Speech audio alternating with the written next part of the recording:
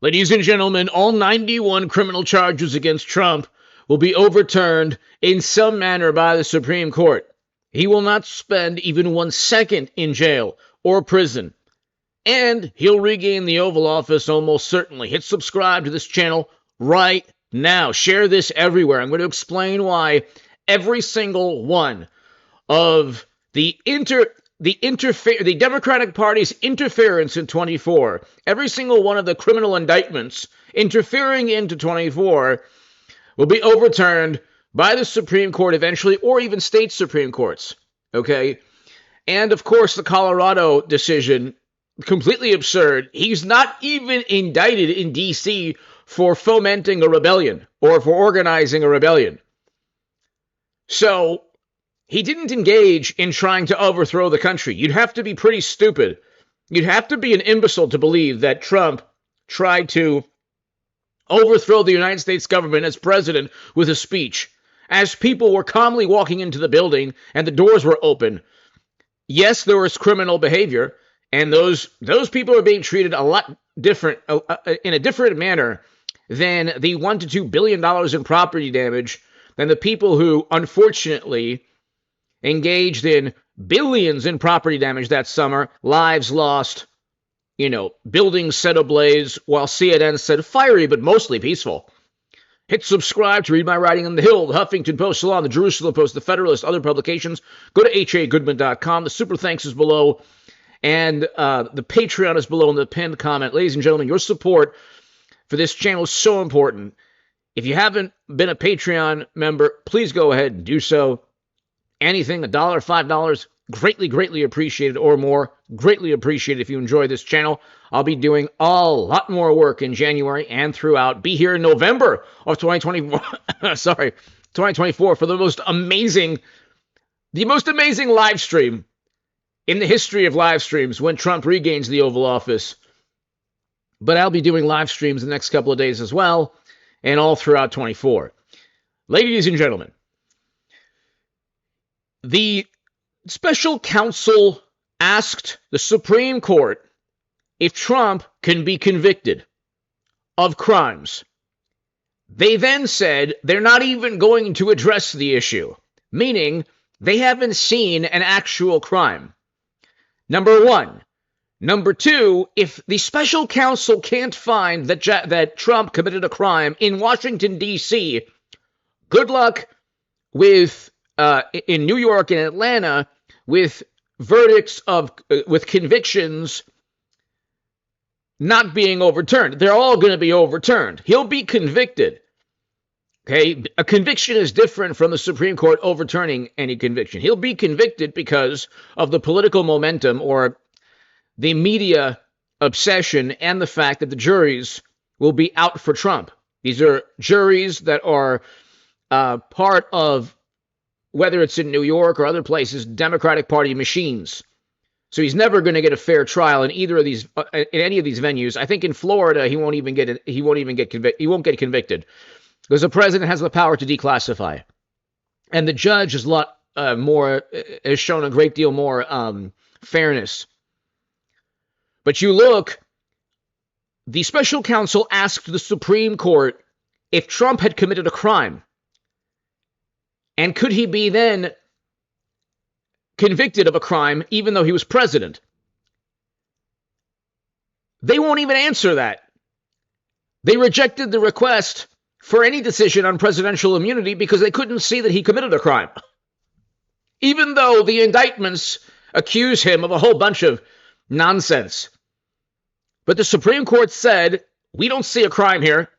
That's why we're not even addressing the request by special counsel Jack Smith. Also, he performed the speech while he was president before Mashed Potato Brains took the Oval Office.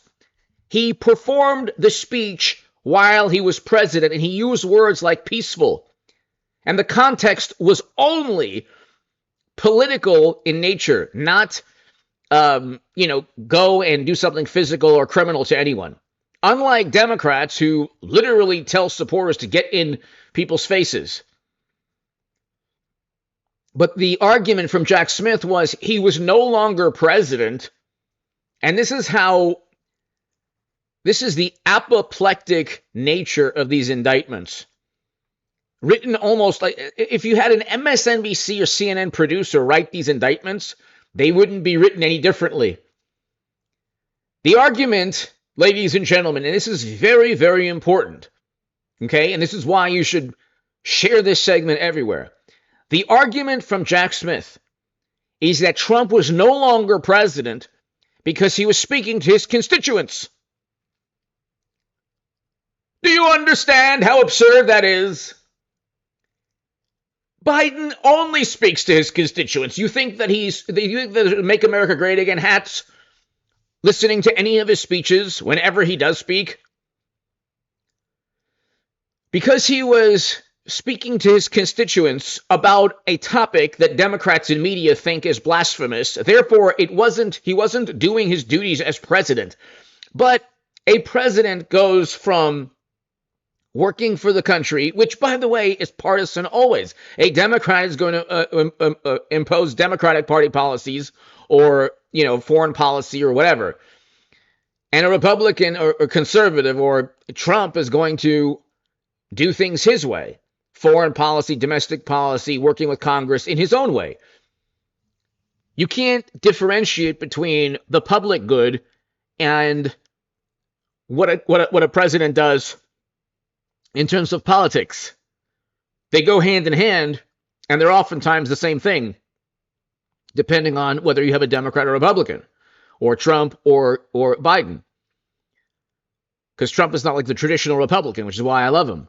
He actually does what he says he wants to do. And he's against never-ending military conflict. If you know anything about foreign policy, you vote for Trump in 24.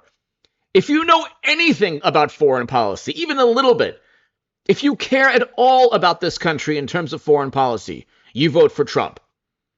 If you just care about mean tweets and you don't like Trump's personality and you're afraid that your friends or family members will disown you for voting for Trump, then do vote for Trump, but don't tell anyone. I mean, I don't know what to tell you. If you think this is a good foreign policy with the world imploding into chaos, in large part because there's no foreign policy vision. Actually, the vision is a hawkish militant vision by Democrats, funding never-ending military conflict, and then having these disputes over funding allies that need a very short-term help. But that's a whole other story. Okay. Foreign policy, domestic policy, you vote for Trump. We had record low poverty in 2016. But the point, in 2019. But the point is, the 91 criminal counts against Trump are based on leaps of logic. He either wasn't president, he used his own money to pay off Stormy, he wasn't fined by the FEC. He wasn't fined. He didn't use campaign money to pay off Stormy. Okay? He didn't do anything illegal. They're trying to say that he hired fake people in fake positions. Those were Republican Party officials in that red state. And the Fulton County indictment ignores the fact that all of the people actually convicted didn't serve jail time. They're now serving they're on probation and a small fine. They didn't break any laws. What they did was, through the courts and through his attorneys and through legitimate Republican officials within that state, contest results. You're allowed to contest results. Okay? And you're allowed to do so in a manner that offends media. And no, there was never a congressional inquiry, nor was there an inquiry by the Federal Bureau of Investigation. So any rebuttal stating, oh, well, Trump lied. All of his claims were false. Based on what? Based on the people doing the counting that would have suffered the most legally if any improprieties were found out, and they investigated themselves. So anyway, hit subscribe to this channel right now. The Supreme Court not only is telling Jack Smith and the special counsel, Trump didn't even commit a crime. They're also paving the way for reversing or overturning every other conviction. Give me your thoughts below. All 91 will be overturned in some manner because of this this decision by the Supreme Court not to even address the central theme of the special counsel's allegations against Trump. Give me your thoughts. Hit subscribe, and Merry Christmas to everybody. Right now, hit subscribe. Merry Christmas to you. God bless you all. Thank you.